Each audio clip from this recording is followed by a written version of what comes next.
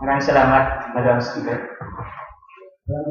Sa inyo po, kagalang-galang na Speaker Maria Rodena Villancioso, sa aking mga kapwa mababatas na narito ngayon sa Kamara, at sa mga kapwa kong kabanatuenyong dinayo pa ako dito, sa mababang kapulungan, at sa lahat ng mga tao sa loob ng bulwagan, isang magandang gabi.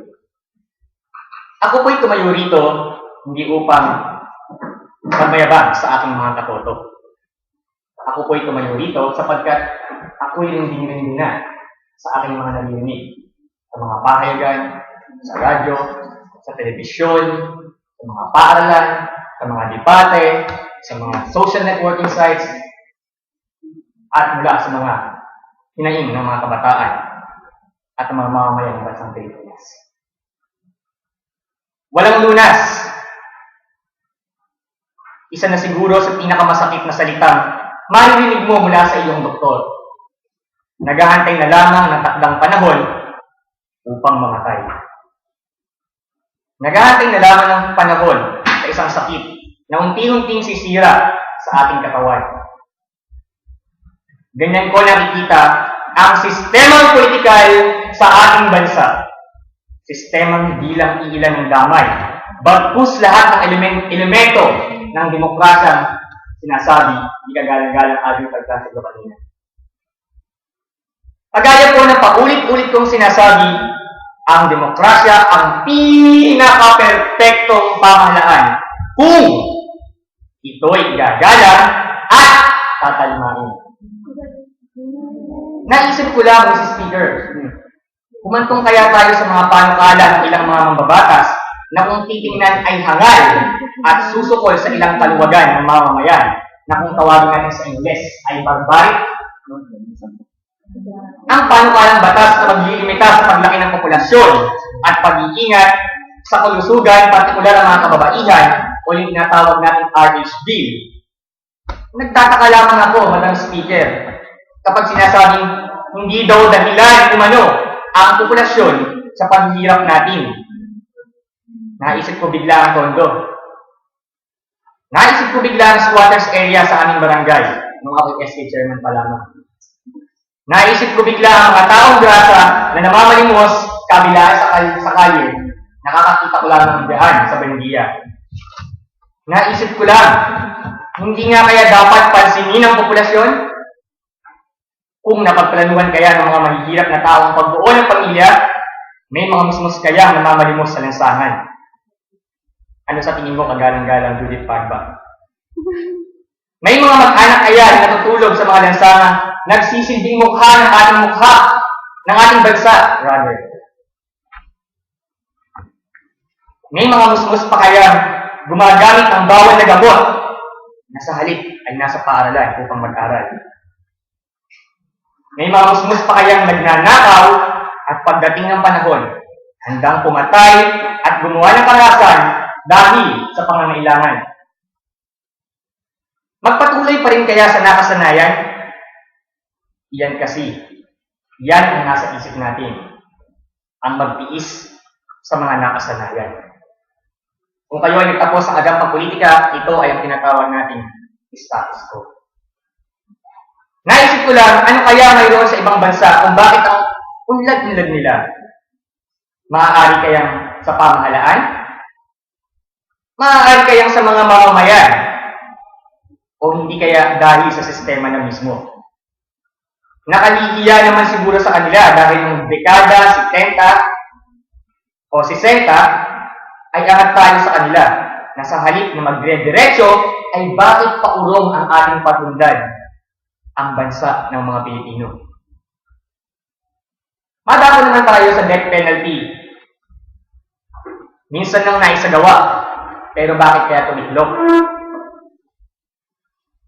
Hindi ko manubagay sa ating sistema.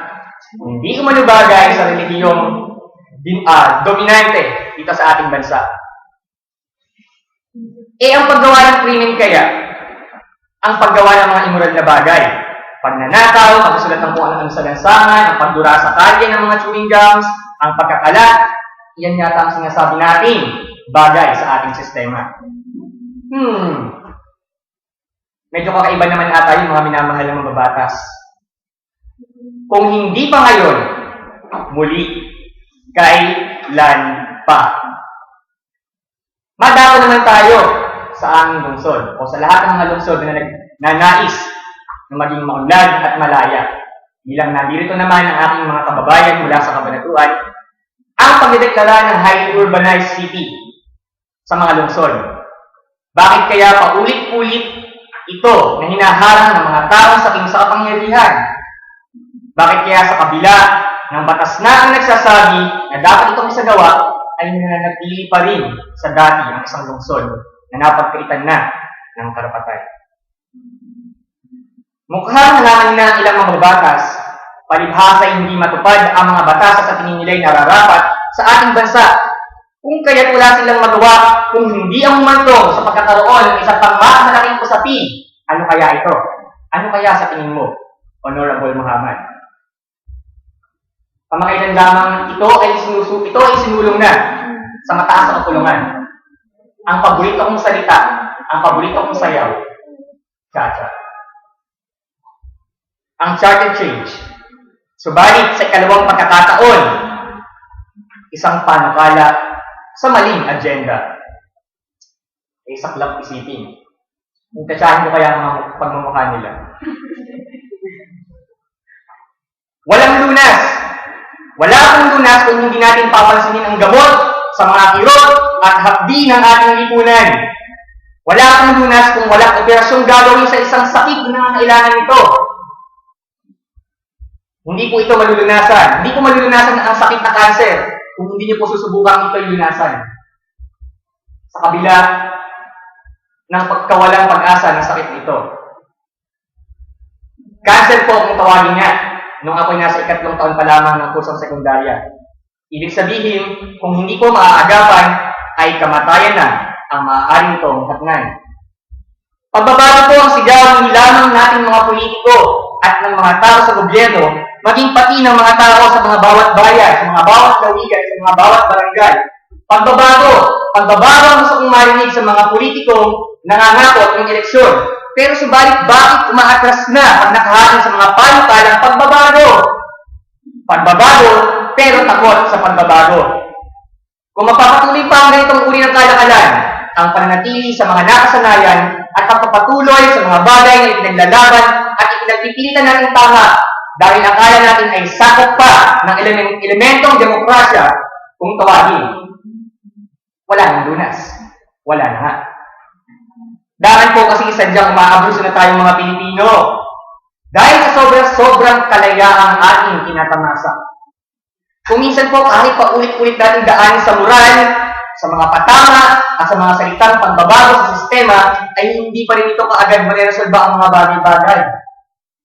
Madam Speaker, kahit na i-pinpoint pa natin ang pagkakamali at kubulukan ng ating sistema, kahit na sabihin natin korupsyon, kahit na sabihin natin ang ugali ng mga Pilipino, kung minsan nasa sistema at batas talaga ang kasagutan kung paano magiging tama at mapapanatili ang kagandahan sa ating estado.